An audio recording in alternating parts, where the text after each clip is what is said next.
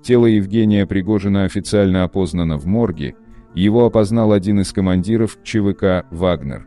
Главной приметой стало отсутствие пальца. Также по росту и татуировкам в морге был опознан второй главарь Вагнера Дмитрий Уткин. В деле о подрыве самолета Пригожина появился первый подозреваемый. Это личный пилот Пригожина Артем Степанов. Правоохранительные органы не могут его найти.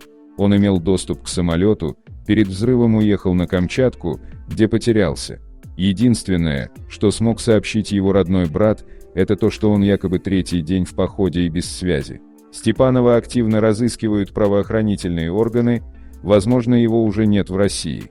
На данный момент все еще проводится осмотр места происшествия. Документов пассажиров не выявлено. Было решено назначить генетическую экспертизу по всем останкам. Группа из 31 сотрудников выехала на поиски бортовых самописцев.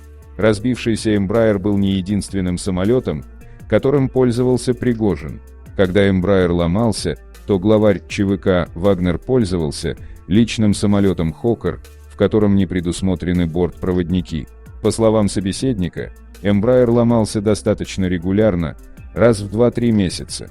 При малейших подозрениях на неисправность вставал на ТО и тщательно ремонтировался.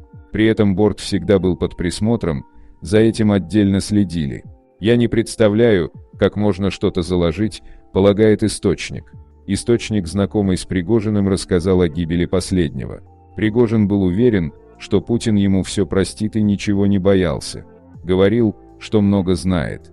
Будем смотреть, появится ли сейчас что-то из его архивов. Что касается людей, с которыми погиб Пригожин.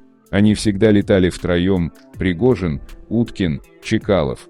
Чекалов отвечал за весь тыл, Уткин за боевую часть ЧВК «Вагнер». Следователи допросят всех, кто имел доступ к ангару, в котором ремонтировали бизнес-джет Евгения Пригожина.